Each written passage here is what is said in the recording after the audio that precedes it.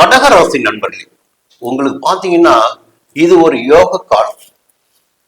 எப்போ சனி பகவான் 9ஆம் இடத்தில் சஞ்சரிக்க ஆரம்பித்தாரோ அந்த காலகட்டம் முதல் கடகராசினருக்கு யோக காலம் ஆரம்பித்து விட்டது.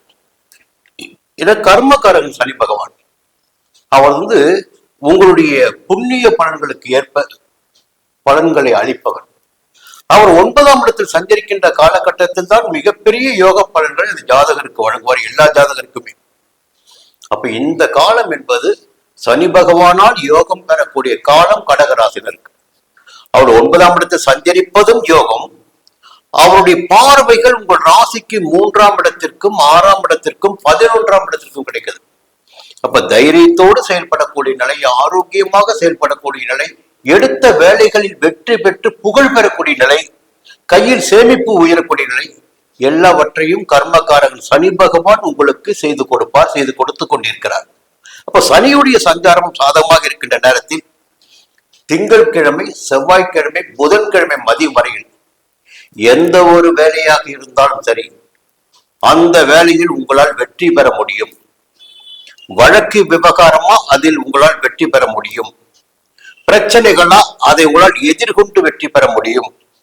நோய் நொடி எல்லாம் இருந்த இடம் தெரியாமல் போகும். எதிர்ப்பு, போட்டி, பிரச்சனை எல்லாவற்றையும் சமாளிக்கின்ற சக்தி உங்களுக்கு ஏற்படும். புதன்கிழமை மதியம் தொடங்கி வியாழக்கிழமை, வெள்ளிக்கிழமை யோக நாட்களாக இருக்கும், சந்தோஷமான நாட்களாக இருக்கும். உங்களுடைய விருப்பங்கள் எல்லாம் பூர்த்தியாகும், நட்பு வட்டம் விரிவடையும். கடைசி 2 நாட்கள் சனிக்கிழமை, ஞாயிற்றுக்கிழமை உங்களுக்கு சந்திராஷ்டம நாட்கள். குறிப்பா சொல்ல போனீங்கன்னா சந்திரன் என்பவன் கடகராசியினுடைய ராசிநாதன். அது ஆட்சி ஸ்தானம் சந்திரனுக்கு கடகராசி தான். சந்திரனுடைய ஆதிக்கத்தில் பிறந்தவர்கள் நீங்கள், மனக்காரகன் சந்திரன். அந்த சந்திரன் 8ஆம் இடத்தில் போய் அடைவது என்பது மறைவு ஸ்தானம். அப்போ புத்திசாலித்தனம் என்பது மங்க ஆரம்பிக்கும், குழப்பம் ஏற்பட ஆரம்பிக்கும், செயல்களில் தடை ஏற்படும். எதை செய்வது, எதை செய்யாமல் இருப்பது என்ற ஒரு சரியான தெளிவு என்பது கிடைக்காமல் போகும். அப்ப தவறான பாதைக்கும் தவறான முடிவிற்கு கூட போவதற்கு வாய்ப்புகள் இந்த 8ஆம் இடத்தில் சந்திரன் சந்திரிக்கிற போது.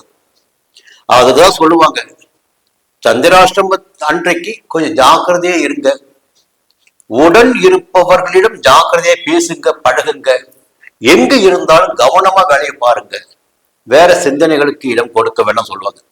சனிக்கிழமை, ஞாயிற்றுக்கிழமை உங்களுக்கு சந்திராஷ்டமம், கவனமா இருங்க. சூரியன் 12ஆம் இடத்துல விரயஸ்தானத்துல. உத்தியோகத்தில் இருப்பவர்கள் கொஞ்சம் மேல் அதிகாரியை அனுசரிச்சுட்டு போங்க.